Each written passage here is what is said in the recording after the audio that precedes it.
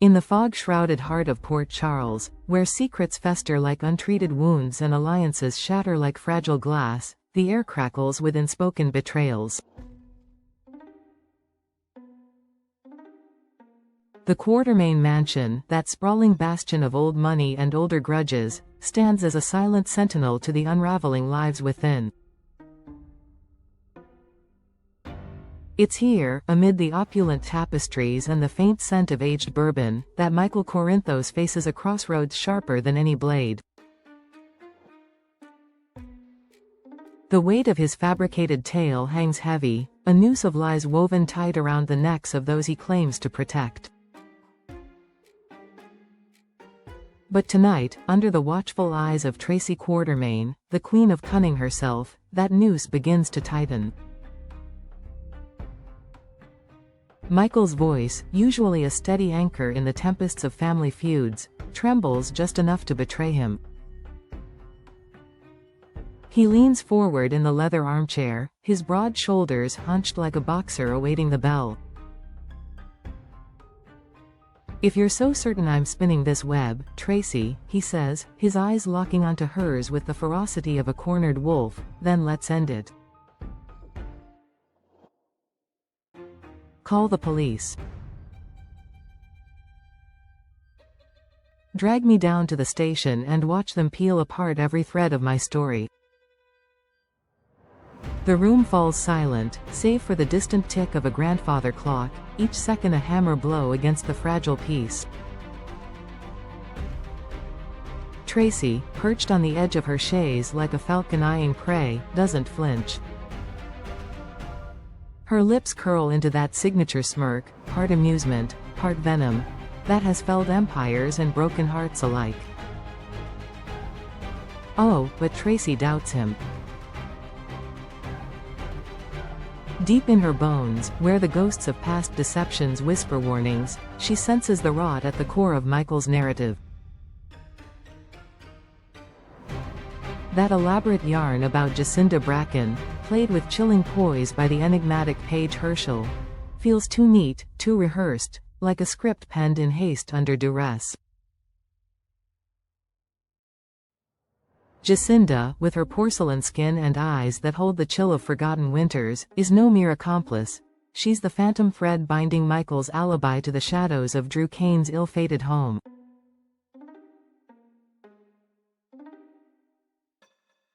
Tracy had seen it herself. Michael's sleek black sedan idling in the gloaming near Drew's wrought iron gates, headlights dimmed like a predator's gaze.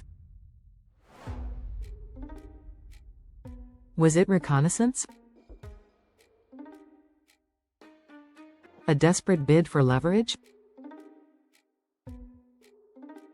Or something far darker, a prelude to violence that Michael now scrambles to bury? Yet, in a twist that would make even the most jaded soap opera scribe raise an eyebrow, Tracy's response isn't the clarion call to justice one might expect.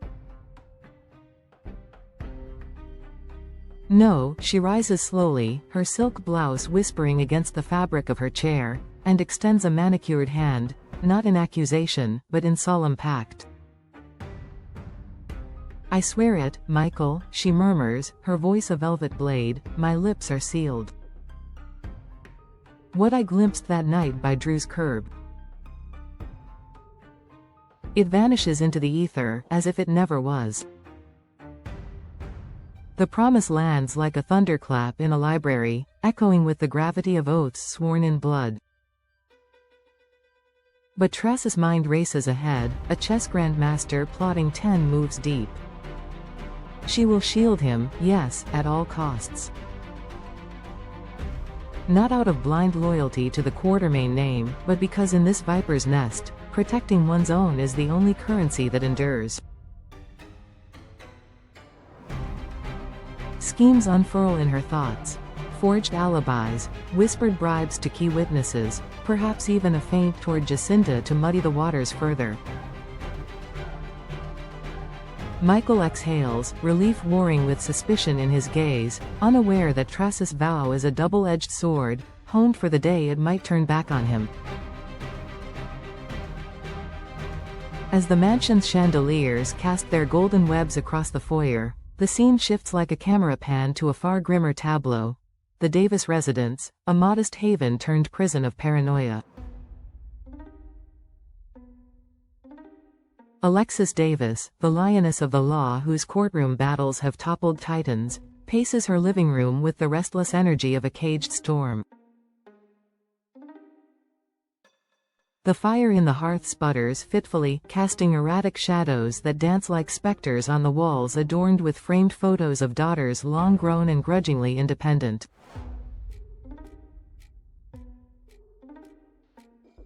She's mid-sip from a steaming mug of chamomile, her futile ritual for taming insomnia, when the basement door creaks open below.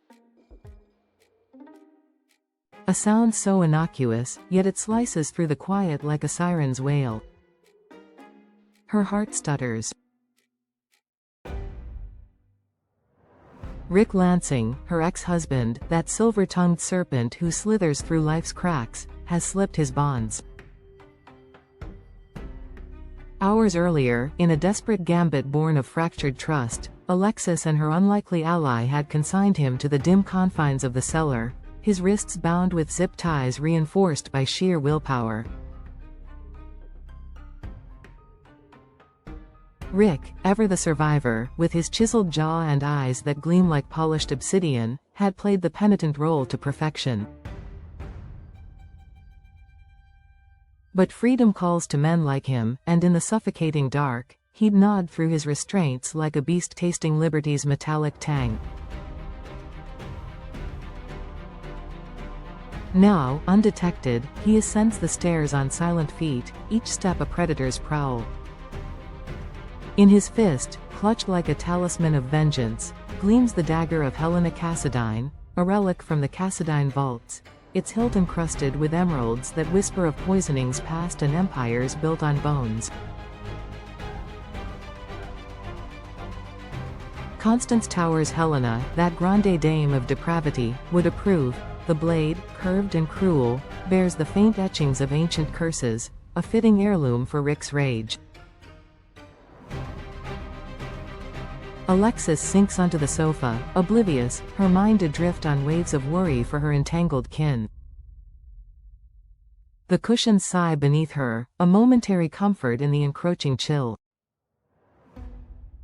Then, from the void behind her, a shadow coalesces.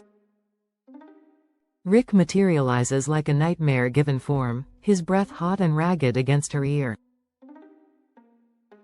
The dagger's edge kisses her throat, cold as a lover's betrayal, pressing just enough to draw a pearl of crimson, a warning, not a wound.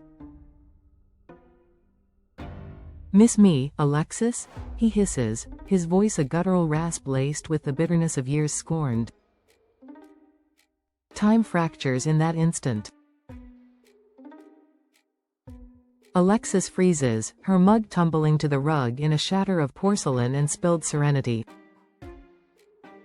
Her pulse thunders in her ears, a war drum heralding terror. Rick's free hand clamps her shoulder, pinning her like a butterfly to corkboard, while the blade traces lazy arcs against her skin, teasing, tormenting.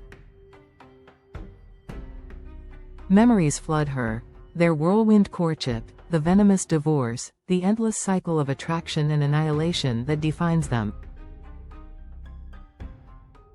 "You thought a basement could hold me?" he growls, his lips brushing her temple in a mockery of intimacy. "We're unfinished, you and I and this." He twirls the dagger, its point nicking the air. "This is just the opening act." The room tilts into a vortex of dread. Alexis's mind races, calculating escapes. A knee to the groin, a scream to shatter the night, a plea to the man she once loved.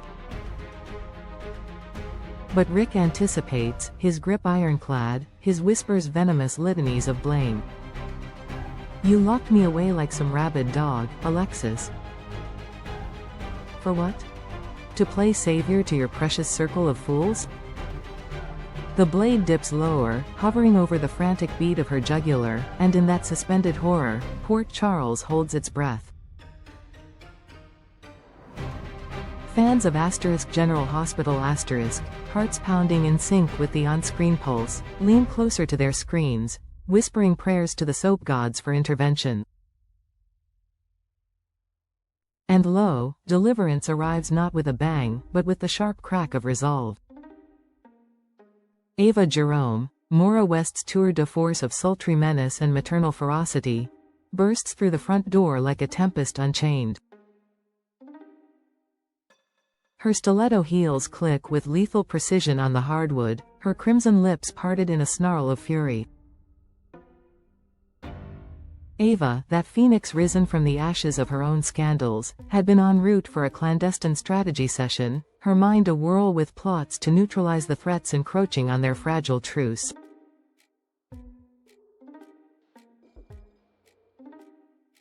But fate, that capricious director, scripts her arrival as providence. She spies the tableau in a heartbeat, Alexis rigid as marble, Rick looming like Judgment Day. No time for finesse, Ava charges, her designer clutch swinging like a mace forged in the fires of vengeance. It connects with Rick's skull in a thud that echoes like thunder, stars exploding behind his eyes as he crumples to the floor, the dagger skittering across the rug like a defeated serpent. Alexis gasps, scrambling back, her hand flying to the shallow cut on her throat, a scarlet ribbon of what might have been. Ava towers over Rick's prone form, chest heaving, eyes blazing with the unquenchable fire that has seen her through assassinations, affairs, and the unforgiving glare of public scorn. Not on my watch, Lansing, she spits, her voice a silken whip. With practiced efficiency, she retrieves the dagger, handling it gingerly, as if it might summon Helena's ghost, and presses her heel to Rick's windpipe, just enough to elicit a wheeze of submission. The menagerie of emotions plays across her face, triumph laced with disgust, relief shadowed by the ever-present specter of retaliation. As the adrenaline ebbs, Alexis rises on unsteady legs, drawing Ava into a fierce embrace that speaks volumes unspoken. The two women, bound by circumstance into an alliance as improbable as it is ironclad, collapse onto the sofa amid the debris of the fallen mug. Rick groans faintly, stirring like a villain too stubborn for a single defeat, but for now, he's subdued, relegated once more to the basement's embrace, this time with reinforcements, duct tape, a padlock, and Ava's unyielding vigilance. That was too close, Alexis murmurs, her lawyer's composure cracking to reveal the raw vulnerability beneath. He almost. She trails off, fingers tracing the sting on her neck. Ava nods, her gaze sharpening as the strategist within reasserts control. But he didn't. And that's the win we build on. Over steaming refills of tea, spiked now with a generous pour of scotch, they recalibrate. The original plan, a labyrinth of misdirection to shield their loved ones from Rick's machinations, requires amendments. Perhaps a decoy, drawing him into a false sense of security before the final strike. Or leverage from his past sins, dusted off like Helena's dagger from obscurity. Whispers of contingencies fill the air, anonymous tips to the PCPD, alliances with unlikely players like the ever-enigmatic Cassidines. Yet, amid the tactical frenzy, a silver lining gleams. Rick's recapture isn't mere containment, it's a boon. Back in his cage, he's a known quantity, no longer the ghost haunting their peripheries, but a caged tiger whose roars they can now anticipate and counter. He's ours to command now, Ava says with a predatory smile, clinking her mug against Alexis's. And in Port Charles, control is the ultimate aphrodisiac. As dawn's first light pierces the curtains, painting the room in hues of reluctant hope, the women part with nods of grim solidarity. Outside, the town stirs, oblivious to the nocturnal dramas that bind its souls in invisible chains. Michael, ensconced in Trass's web of protection, slumbers fitfully, dreaming of truths that refuse to stay buried. Rick, in his subterranean solitude, plots his next escape, the dagger's curse echoing in his fevered mind. And in the spaces between, the threads of fate weave tighter, promising collisions of epic proportion. Port Charles, that eternal stage of heartbreak and heroism, teeters on the brink. Will Trass's oath hold, or fracture under the weight of discovery? Can Alexis and Ava's revamped gambit outfox a man who thrives on chaos? And what of Jacinda Bracken, that spectral figure in Michael's lie, whose own shadows may yet eclipse them all? The spoilers tease a maelstrom ahead, betrayals unmasked, daggers drawn, and rescues that blur the line between savior and sinner. Tune in, dear viewers, for in this town, every dawn births a dozen devils, and redemption is but a plot twist away.